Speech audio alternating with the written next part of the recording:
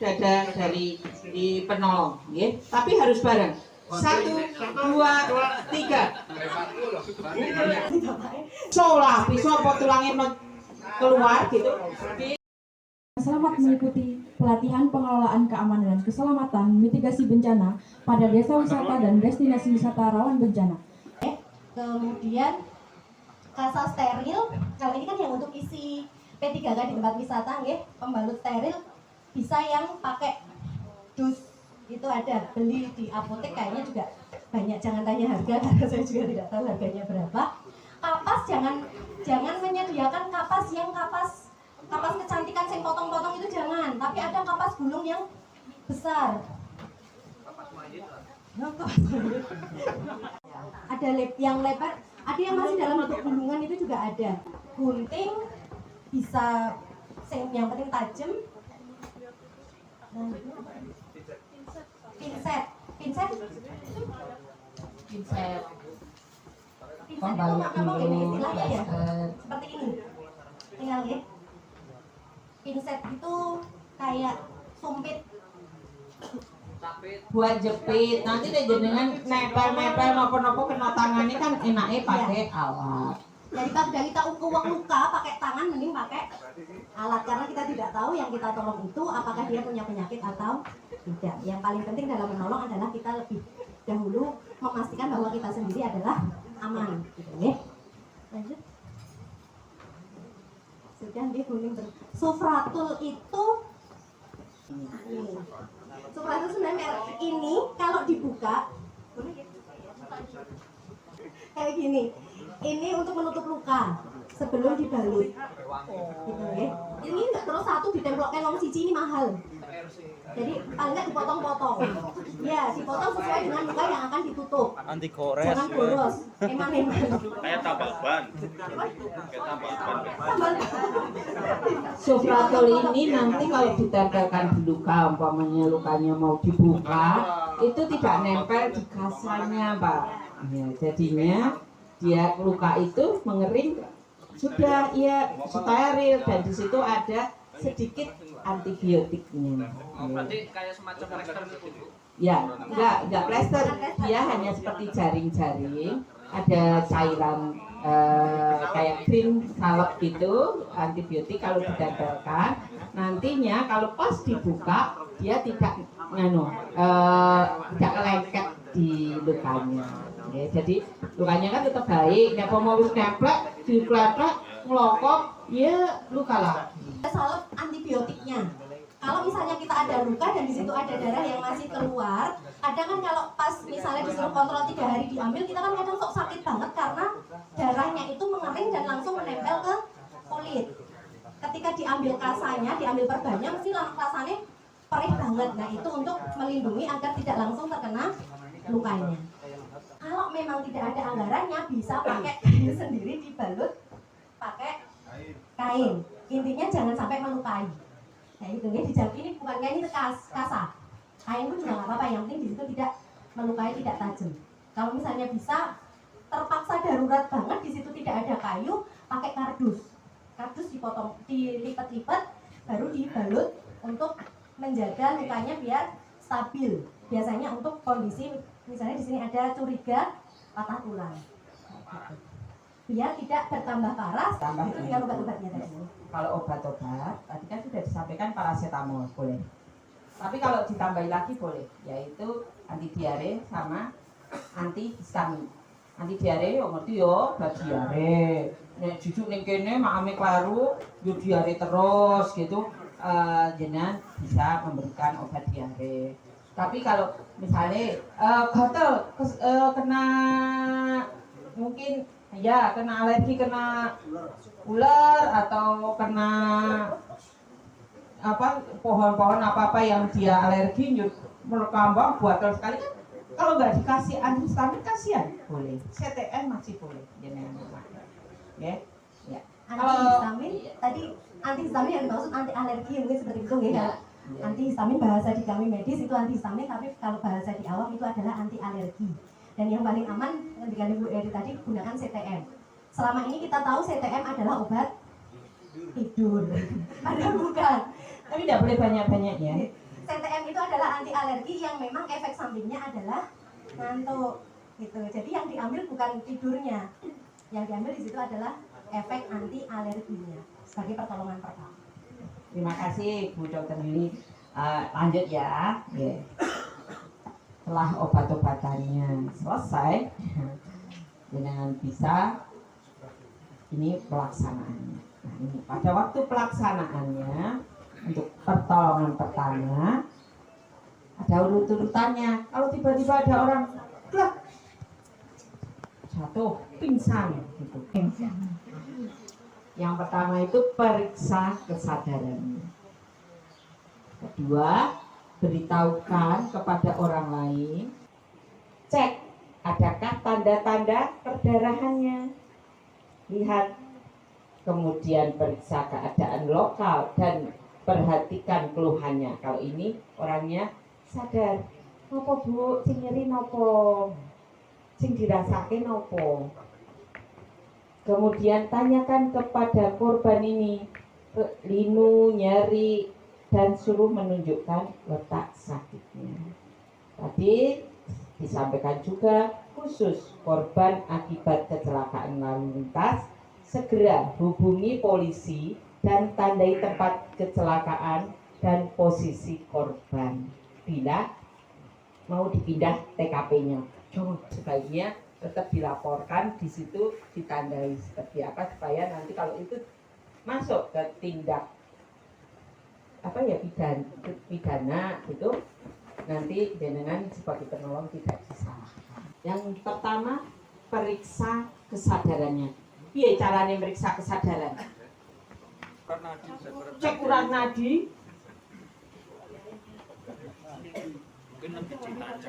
Ditanya, awang periksa kesadarannya warung ngerti. Pak, ngono sebelane wis diperiksa rene enten apa niki sebelane wong e bobo. Ya, yo. Tepuk ya. Apakah dia panggil nama korban dengan menepuk tadi pipinya boleh ya. Orang ngelus loh ya. Nanti cantik mbak modus ya nanti bisa kena undang-undang.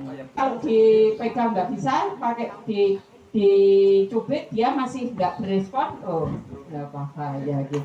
Strong. Periksa refleks pupil korban terhadap cahayanya, ya. Ini kalau dibuka melebar gini, tapi kalau di center dia akan mengkerut. Nggak nggak? Tahu nggak ini? Coba jangan lihat temannya. Jangan Mas, jangan lihat sebelahnya loh. Coba kalau mau lihat di dalamnya itu ada pupil yang bisa, ya melebar, mengkerut. Melebar lagi, mengecil lagi seperti itu. Kalau di situ refleks cahayanya masih positif, dia masih hidup. Kecuali yang tadi udah tinggal tidak Ibu Eri, midriasis maksimal dia sudah melebar banget, sudah melebar banget, dan ketika di center dia sudah tidak ada refleksnya. Oke. Yang kedua, beritahukan atau cari bantuan. Biasanya kalau nemu yang seperti ini udah teriak-teriak ya, biasanya rame ya. Maksudnya tulung-tulungnya biasanya heboh. Kalau suruh praktek kayak gini biasanya tulung-tulungnya awan ya di sini. Lanjut. Periksa jalan nafas. Periksa jalan nafas dulu. Dorong rahang bawah dari atas itu. Nah, manut Pak. Periksa jalan nafas tujuannya adalah biar jalan nafasnya lurus. Ya. Ya. Jadi bisa ketika periksa jalan nafas, kita lihat dulu ada luka kan di sini. Misal kayak patah apa ini leher ya. Itu hati-hati karena ketika di situ ada memar, dicurigai ada patah, kalau geser akan bukannya menolong tapi malah memperparah. Lanjut.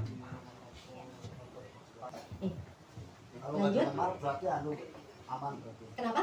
Kalau tidak ada jejak, tidak ada memar di situ, insya Allah aman untuk kita lakukan yang seperti ini, yang meluruskan jalan nafasnya itu tadi. dari lehernya itu lebih aman dari goncangan gitu daripada yang. Nah, untuk misal ada memar, lebih direkomendasikan untuk yang melakukan ini jotras, misal mau buka saluran nafas ya, ini lebih aman kalau daripada yang satunya. Next. Nah, daripada yang ini lebih beresiko. Kenapa? Karena ketika di sini ada memar, terus pakaian tadi jotras ini yang ini daripada yang jendik. Ini tujuannya jari dua dimasukkan atau satu dimasukkan adalah untuk Masukkan.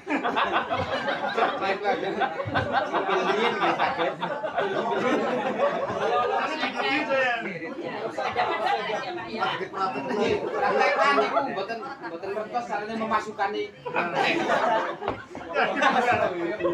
tujuannya untuk membebaskan jalan nafas, barangkali di situ ada benda yang masuk di jalan nafasnya. Gitu, ya. Jadi untuk apa ya, kalau di sini bilangnya diotek kayak gitu ya.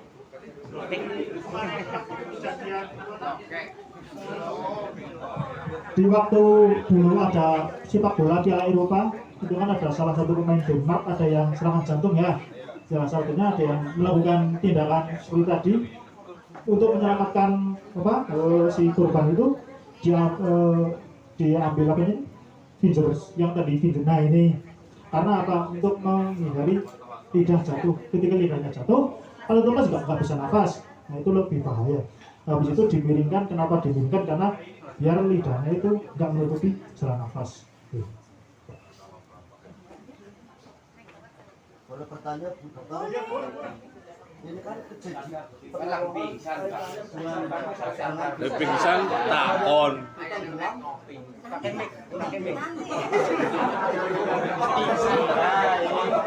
Periksa pernafasan tadi didengarkan dan kita lihat pergerakan dadanya. Sekalian didengarkan, telinganya ditaruh di atas hidungnya korban sambil kita matanya melihat ke dada. Rasakan hembusan nafasnya, terus sambil lihat pergerakan dinding dadanya naik turun. Ada gerakan dada naik turun atau tidak? dan kesimpulan pencarian terkait dengan pernapasan selain itu. Itu yang paling sulit. Yang penting jangan kelamaan ketika meriksa. Bila henti nafas ini tadi sudah tidak direkomendasikan untuk memberikan pernafasan dari mulut ke mulut. Yang pertama tadi karena kita masih dalam masa pandemi, bisa dikhawatirkan bukan itu COVID. Kalaupun nanti COVID-nya sudah tidak ada, masih banyak penyakit saluran pernafasan yang bisa menular melalui seperti ini. Contohnya TBC.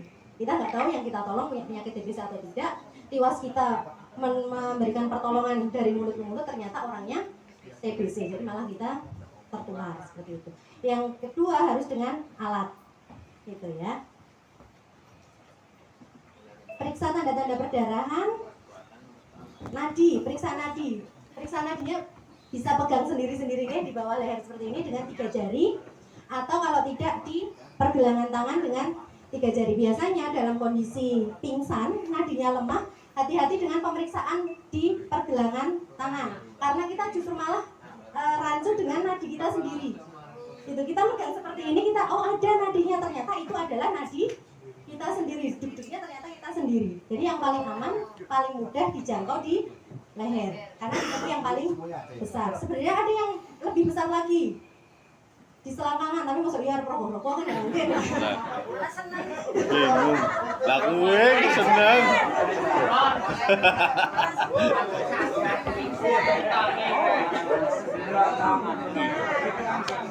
Nanti paling besar di situ ya, di leher, di selangkangan, tapi kita cari yang paling saya tahu pikirannya terus teman gendora gitu ya. Selanjutnya, jika tidak ada tanda-tanda peredaran darah, seandainya tadi nadinya tidak kita temukan, dilakukan pijat jantung bersamaan dengan pemberian bantuan nafas. Kalau ini harus dengan pelatihan yang lebih intens ya Bu ya. Pelatihan memang benar pelatihan untuk pertolongan BCRS, jadi CPR.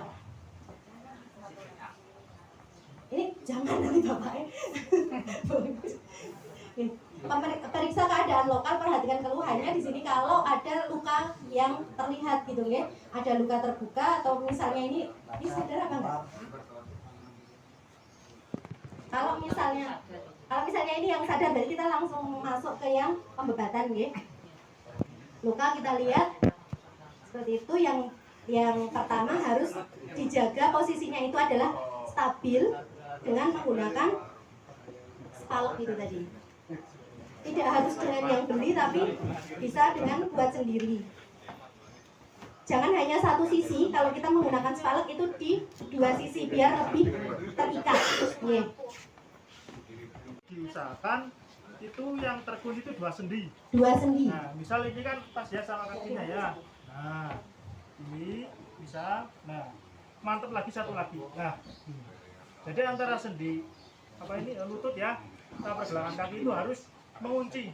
Karena kalau cuman misal patah di sini tapi cuman satu sendi tok, itu resiko geser. Nah, sifatnya ini kan untuk mereposisi biar nggak makin patahnya makin parah. Maksudnya memfiksasi. Oke. Posisinya nanti dilihat dulu, ya. Jadi kalau mau dibidai itu biar dia tidak gerak-gerak supaya nanti umpamanya dia istilahnya tidak menambah keparahan. Kalau mau dibawa ke tempat rujukan itu jangan sampai goyang-goyang malah jadi patah tenanan. Sing patah siji ning jari retak gini malah jadi bal sisa gitu. Jadi misalkan ada fraktur kecurigaan retak itu jangan dipijat.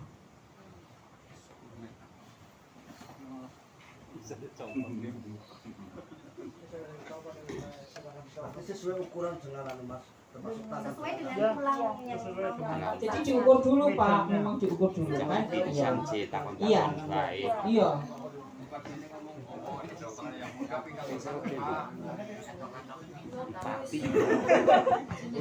Kalau ini mau dipindahkan ke mobil atau apa, jangan sampai singkini ngedar-ngedar singkini ngedar-ngedar apanya. Kalau tidak ada ini, kalau ada draper seperti ini sih gampang ya. Coba monggo Mas. Ya. 2 minimal. Satu lagi. Supaya posisi kaki aman dan Aman dan tidak membahayakan yang lain. Ya. Jadi ya minimal 3 orang. Ya. Gimana sih lembu ya?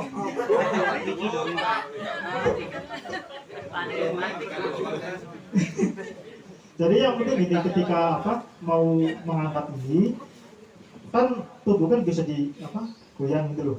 Nah, nanti pokoknya dari satu posisi, jangan sini terus sini jangan. Orangnya mau dari sini semua monggo, mau dari sisi kiri semua bisa, mau kanan boleh, kiri boleh, yang penting sama ya. Nah, terus nanti satu orang jadi leader. Misalnya leader itu maksudnya komando. Nah, 1, 2 angkat, 1, 2 banting. Nah, ini contohnya ya. Misal saya leadernya, yuk diangkat. Berarti ini tuh dimiringkan ke kanan dulu, dimiringkan. Ini kan umpamanya leadernya Mas Rizky. Mas Rizky, ayo coba bilang apa? Yuk, sekarang diangkat. Kita posisikan dimiringkan ke kanan dulu pasiennya. Berarti 1, 2, 3 bareng, ya. Ya. Terus nanti kalau diangkat, terus diangkatnya ke arah dada dari penolong, ya. Tapi harus bareng. 1, 2, 3. Dekatkan ke dada ya, dekatkan. Jadi ada yang di kaki, ada yang di sini tengah, ada yang di kepala, ya, atas bareng. Terus ini nih kakinya sama dengan Mas Rizky ya, gini. Rizky, Pak Mas Rizky, jadi melihatnya di Mas Rizky ngunci seperti ini, ya. Nah. Terus ketika mau naik juga juga 1, 1, 2, 3. Nah, gitu. Ya. Setelah itu terus meletakkannya juga bareng. Yuk, posisi kakinya tetap sama. Lihat, posisi kakinya sama dengan, lihat Mas Rizky. 1, 2, 3. Nah, meletakkan di, umpamanya ini sudah di tempat ya. Dia. Berarti ya, yuk 1, 2, 3. Nah, 1, 2, 3. Tangannya seperti itu. Biasanya harus dong, biasanya. Tidak apa-apa, bilang sakit-sakit ya. Kita tidak boleh mengabaikan nganu ya. Sakit-sakit minum bae dilihat dulu. Makanya waktu awalannya ditanya yang sakit mana. Enggak muncul gini, saya pernah begitu penolong seperti itu toh. Diangkat sendiri itu juga tidak sakit itu gimana sebenarnya? Ya, tetap kalau kita melihat bahwa itu sudah dilakukan dengan benar, bidainya sudah benar, nggak apa-apa kan mau cuma memindahkan aja, ya. Kan apa itu luka patah tulang itu memang nyerinya sangat, ya. Jadi orang saat digapak-gapak ini wis mesti kerasa nyeri. Tapi dengan difiksasi seperti ini dipasang bidai akan mengurangi rasanya. Ya. Gitu? Ya. Nggih, ngoten? Nggih, matur nuwun. Paham? Nggih. Paham? Nggih. Ya, monggo.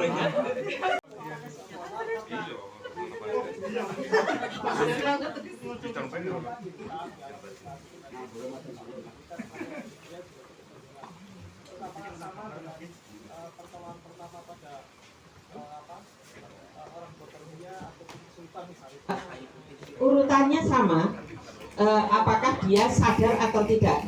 Oke. Tapi kan waktu sadar dia megang, kita megang, dia diam, dia dingin. Kalau hipotermi itu dia kedinginan, ya berarti kita ada penanganan untuk hipotermi. Ya, penanganan untuk hipotermi seperti apa?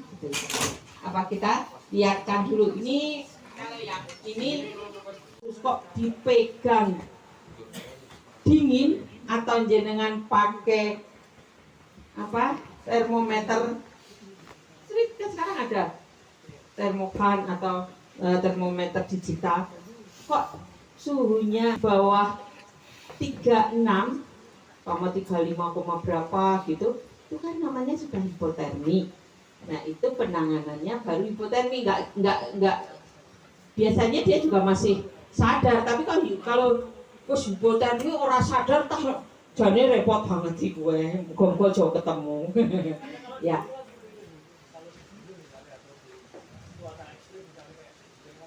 Ya, kalau di Dieng seperti itu. Begitu kita lihat hipotermi, kalau bajunya basah atau di tempatnya basah, kita mencoba mengganti dengan yang kering, dihangatkan seperti ini. Ini diberi penghangat dan ada selimutnya khusus ya, baju khusus yang ada kayak aluminium.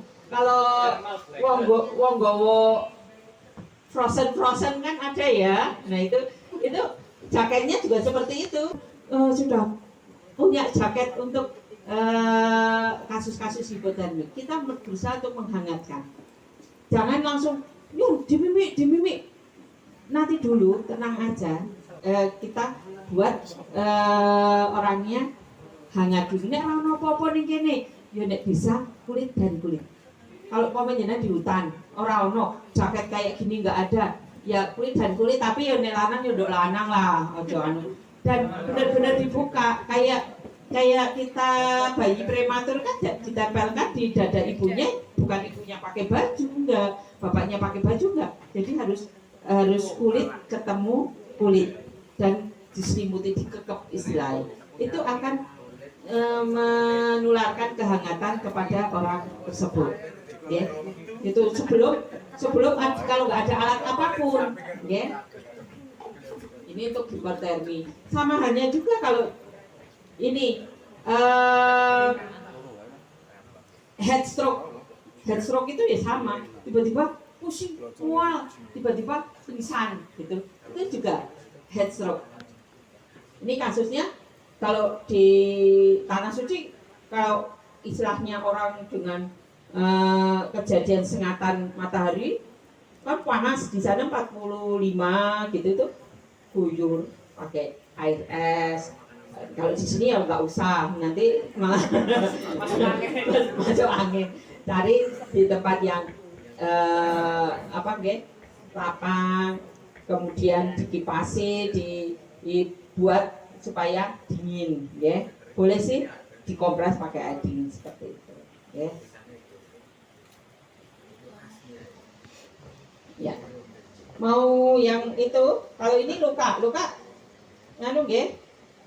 Tadi sudah disampaikan juga ya, luka itu ada luka iris, memar, lecet, tusuk, robek, tembak, luka gigitan, semuanya ada prinsip dari penanganan luka.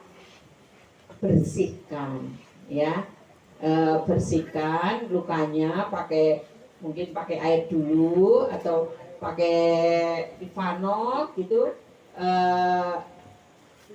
Setelah diberikan antiseptik boleh ditutup. Tutup itu kita tujuannya supaya tidak terinfeksi dengan yang lainnya, ya. Membantu untuk kalau ada perdarahan juga akan menghentikan perdarahan dan mencegah kuman yang masuk ke dalam luka. Makanya tadi ada kasanya harus kasa yang steril. Itu boleh sterilkan,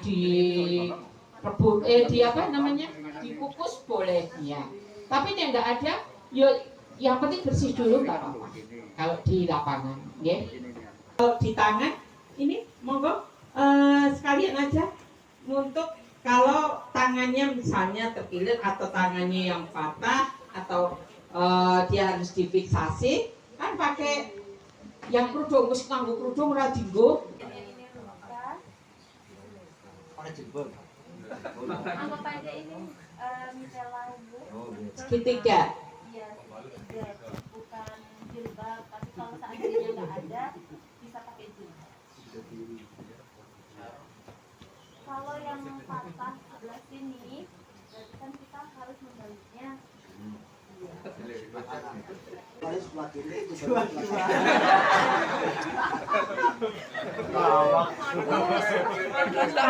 Yang mana? Parah ya.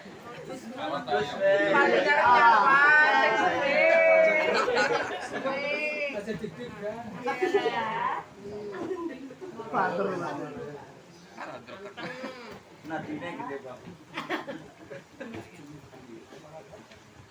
Lagi kenceng mawon kae, Mbak. Iya kencang. Nanti kalau kekencangan malah Nambah kalau patah yang tulang. sini. Tali kaki. Kencangan nggak sakit. Si bakon nang ngene yo. Buang. Warisan. Di rumah teh derokeh saya. Di rumah dianteng. Ada yang mau praktek? Nah, perlu praktek itu perlu gimana soalnya? Kalau melihat mengono coba dicoba. Ya. Kalau misalnya patahnya nggak disebut di sini gimana Pak? Kalau patahnya di sini, Ya nggak usah di itu. di sini dibalut, takutnya ada pergeseran, makanya harus dibalut biar nggak ada pergerakan. Patah di sini pun bisa supaya ininya nggak gerak-gerak, nek lebih gerak-gerak malah jadi gesrek ya. Ini untuk memfiksasi. Tenang. Ya. Ya. Oke, biar yang tadi luka terbukanya itu dipasang, dibalut baru dibidai. Masih arep gawe donat ngene iki. Iki aja dimambu. Aja nglempar. Ya, ini dibuka dulu aja, Mbak. Biar barengan. Ini selain luka terbuka juga kalau orang kena tusuk. Nanti nggak ada satenya, Pak. Kenapa besi tusukan begitu harus didiamin dulu, dibuatkan dengan seperti ini, ditutup biar tidak keluar darahnya yang banyak, nggak pendarahan, nanti baru dirujuknya dengan posisi belum dicabut bendanya.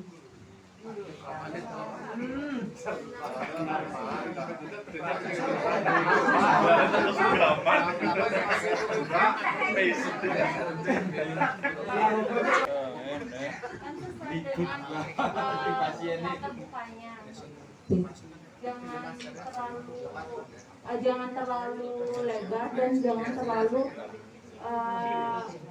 sempit. Seandainya luka terbukanya segini, ya berarti kita segini terus langsung diperkirakan dulu, jangan nanti dicoba pas di lukanya malah ada pergeseran. Jadi kita perkirakan seandainya lukanya, oh kayaknya segini nih cukup, langsung aja kita buatkan donat. Kalau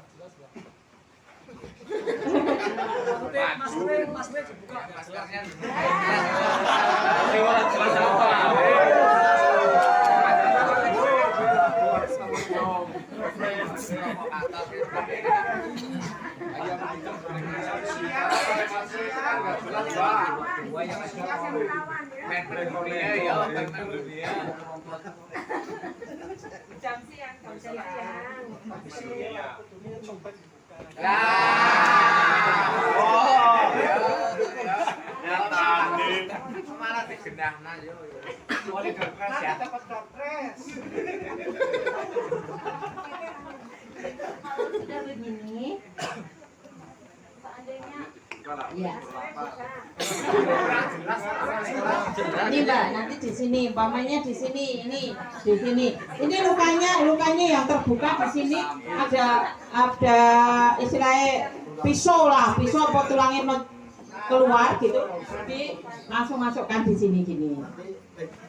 Dia di sini ya, dia menculak, ya. Baru setelah itu ini dibebat dulu di. Tapi nanti jangan golek kerudung ya Mas, jangan nyari kerudung. Kemudian latihannya di kerudung, golek kerudung. Ya mana?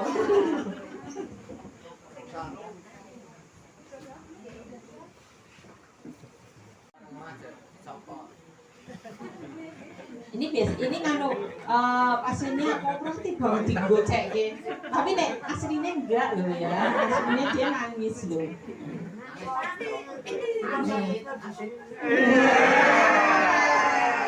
Aduh.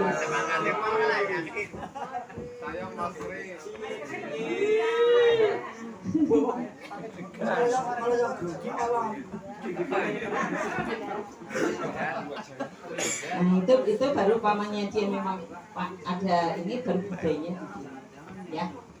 Itu selain di tangan, kalau misalkan sama gitu. Cuma ngikatnya rada ambot ini gitu. Yang penting diingat, misal pisau gitu ya, nancep jangan buru-buru dicabut, biarin aja nancep, terus nanti dikasih itu donat itu sekelilingnya, terus kan ditekan, jadi biar aman nggak berdarah. Karena ketika dicabut malah darahnya sekali banyak keluar. Iya. Kalau ada luka tadi, luka tusuk, luka apa, kok perdarahan walaupun pisaunya pamannya apa rantingnya udah nencep, jangan sekali-kali mencoba mencabut kalau tidak di tempat yang misalnya di rumah sakit atau di puskesmas, jangan coba-coba ya. Kalau peralatan di situ tidak memadai, nanti bisa saja malah fatal ya.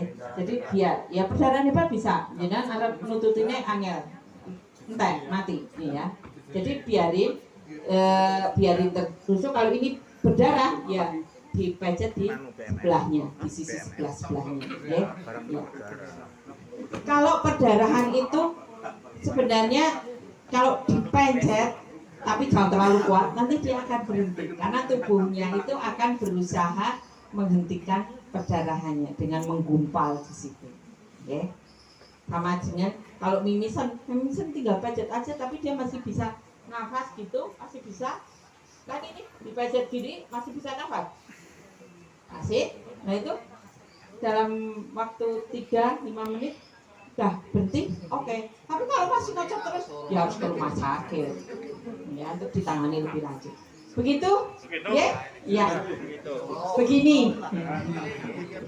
Oke, terima kasih.